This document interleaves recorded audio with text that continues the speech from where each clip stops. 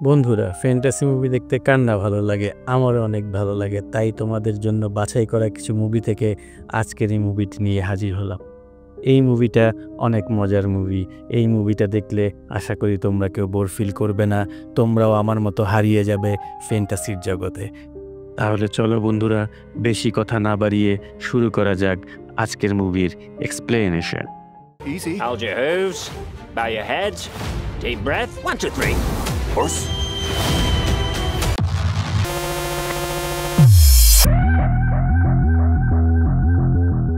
মুভির শুরুতেই আমরা দেখতে পাই একটি অদ্ভুত ক্রিয়েচার একটি ক্ষেতের মধ্যে দিয়ে এদিক ওদিক ছোটাছুটি করছে। এর কারণে একটি কৃষকের জমি প্রচুর পরিমাণের ক্ষতি হয়। পরের দিন সকালবেলা ক্ষেতের মালিক এসে দেখতে পায় তাদের ক্ষেতের সম্পূর্ণ শস্য কে যেন নষ্ট করে দিয়েছে। এর কারণে সে ভীষণ পরিমাণে ক্ষেপে যায় আর তার 3 ছেলেকে সে ডাকে। 3 ছেলের মধ্যে তার ছোট ছেলের নাম হচ্ছে জন। তাকে গ্রামের সবাই বোকা বলে মনে করত। তখন জনের বাবা বলে, আজ রাতে তোমাদের 3 জনকেই এই ক্ষেতে পাহারা দিতে হবে, যাতে করে সেই ক্রিয়েচারটাকে তোমরা ধরতে পারো। কিন্তু এইখানে জনের 2 ভাই জনকে বোকা বানিয়ে বলে, এই কাজটি তোমাকেই করতে হবে। জনও বোকাশোকা হওয়ার কারণে সে তার ভাইদের কথায় রাজি হয়ে যায়। এরপরে জন রাতের বেলা ক্ষেত পাহারা দেওয়ার জন্য রেডি হচ্ছিল। কিছুক্ষণ পরে সে যখন ক্ষেত পাহারা দিচ্ছিল তখন সে অদ্ভুত একটি আওয়াজ শুনতে পায়।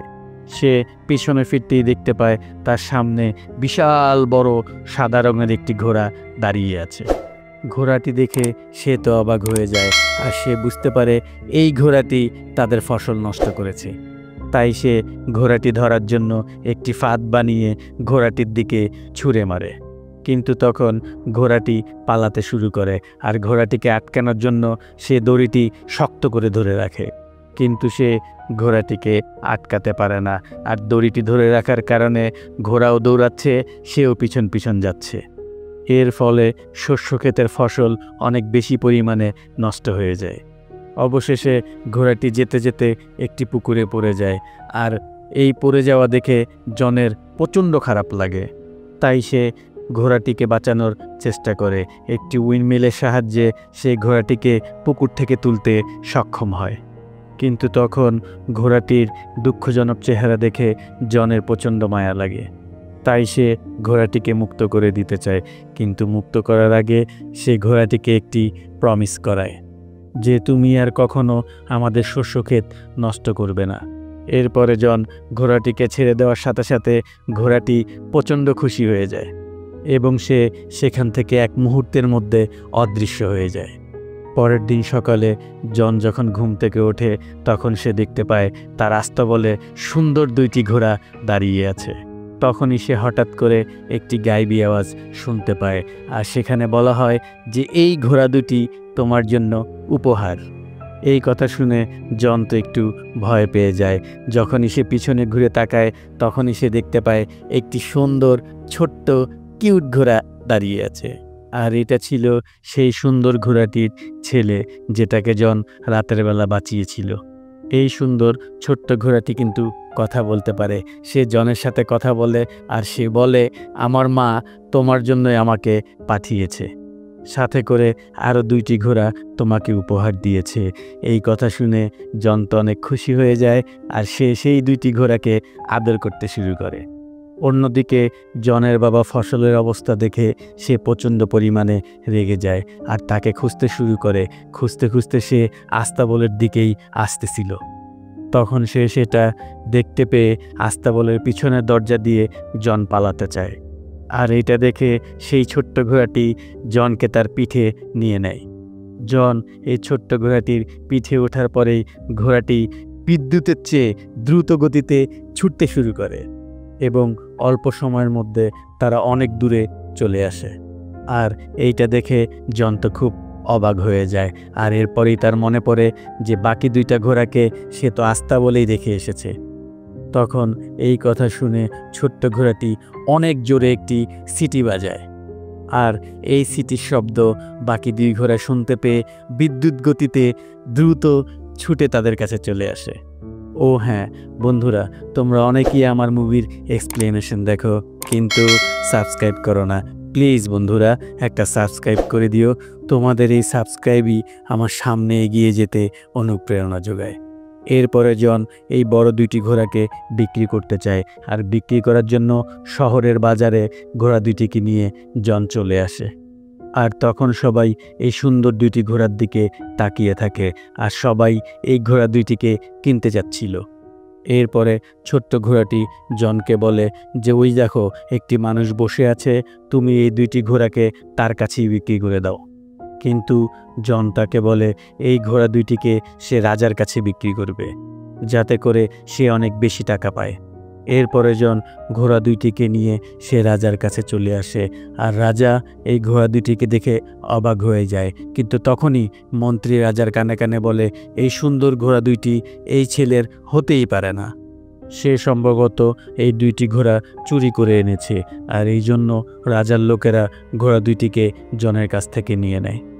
কিন্তু এর পরিবর্তে জনকে একটি টাকাও দেয় না। এতে করে জনের মন প্রচণ্ড খারাপ হয়ে যায়। এইটা দেখে সেই ছোট্ট ঘোড়াটি আবার ছিটি বাজায়, আর ওইদিকে ওই ঘোড়া দুইটি রাজার গাড়ি টানতেছিল। আর এই সিটি শব্দ শুনে আবার সেই ঘোড়া দুইটি জনের কাছে ফিরে আসতে যাচ্ছিল, আর এর কারণে রাজার গাড়িটি একটি আটার মধ্যে ধুমড়ি খেয়ে পড়ে। এর ফলে রাজার পুরো চেহারায় আটা দিয়ে ভর্তি হয়ে যায়। আমার কিন্তু দেখতে খুবই ভালো লাগতেছিল। এতে করে রাজা কিন্তু প্রচণ্ড ক্ষেপে যায়, কিন্তু প্রজাদের সামনে জনকে সে কিছুই বলে না, কারণ জনের কোনো দোষী ছিল না। এরপরে রাজা জনকে ঘোড়া দুইটির দাম দিতে চায়। তখনই মন্ত্রী বলে যে ওকে আমাদের আস্থা বলে কাজে রেখে দিন এই ঘোড়া দুইটির দেখাশোনা করার জন্য, যেন আমরা তার কাছ থেকে এই অপমানের বদলা নিতে পারি। সারা জীবন শুনে এসেছি মন্ত্রীরা রাজাকে কুপরামর্শ দেয়, এখনও সেটাই হচ্ছে। এরপর রাজা জনকে এই ঘোড়া দুটি দেখাশোনা করার কাজেই রেখে দেয়। জনও এই কাজটি করতে রাজি হয়ে যায়, আর আস্তে আস্তে জনের বুদ্ধি ও পরিশ্রম দেখে শহরের সবাই জনকে পছন্দ করতে শুরু করে। আর এত জনপ্রিয়তা দেখে রাজার মোটেও ভালো লাগে না। তখনই রাজার মন্ত্রী রাজাকে বলে জনকে এমন এমন কাজ দিতে হবে যেটা জন করতে পারবে না, আর জন না করতে পারলে জনকে আমরা মেরে ফেলব। সে রাজাকে আরও বলে জনকে ফায়ার বার্ড আনতে বলুন। আজ পর্যন্ত এই ফায়ার বার্ডের কাছে কেউ যেতেই পারেনি, আর জন যদি এই কাজটা করতে না পারে তাহলে আমরা জনকে ফাঁসি দিয়ে দিব। মন্ত্রীর এই বুদ্ধি রাজার খুব পছন্দ হয়। এরপর রাজা জনকে ওই ফায়ার বার্ড আনার নির্দেশ দেয়, আর জনও ফায়ার বার্ড আনার কাজে রাজি হয়ে যায়। তখনই ছোট ঘোড়াটি জনকে বলে তোমার এই কাজে রাজি হওয়া একদমই উচিত হয়নি, কারণ ফায়ার বার্ড আনা এতটা সহজ কাজ নয়। এখন অবধি যারা এই ফায়ার বার্ড আনতে গিয়েছে তারা কেউই ফিরে আসেনি। যেহেতু জন রাজাকে কথা দিয়ে ফেলেছে, তাই সে পিছু হাঁটতে পারবে না। এটা শোনার পরে ছোট ঘোড়াটি জনকে একটি জঙ্গলের কাছে নিয়ে যায়। সেই জঙ্গলে তারা একটি বাদাম গাছের কাছে যায়, আর ঘোড়াটি তাকে বলে ফায়ার বার্ড এই বাদামগুলো খেতে খুব পছন্দ করে, কিন্তু যখনই সে এই বাদামগুলো খায় তখন সে গভীর ঘুমে ঘুমিয়ে পড়ে, আর এর ফলে আমরা সেই ফায়ার বার্ডটিকে ধরে ফেলতে পারবো। তারপরেই আমরা দেখতে পারি তারা দুজন সেই ফায়ার বার্ডের কাছে চলে আসে যেখানে ফায়ার বার্ডটি ছিল। সেইখানে গিয়ে তারা এই বাদামগুলো মাটির মধ্যে বিছিয়ে দেয়, আর ফায়ার বার্ড আসার জন্য তারা অপেক্ষা করতে থাকে। কিছুক্ষণ পরেই সেখানে মাটি চমকাতে শুরু করে, আর এই বাদামগুলোর গন্ধে ফায়ার বার্ড মাটির নিচ থেকে বেরিয়ে আসে। ভিডিওটি বড় হয়ে যাওয়ার কারণে এখানেই শেষ করতে হচ্ছে। পরবর্তী পার্ট নিয়ে তোমাদের সামনে আবার হাজির হব। ততক্ষণ পর্যন্ত ভালো থাকো। Tata, bye bye.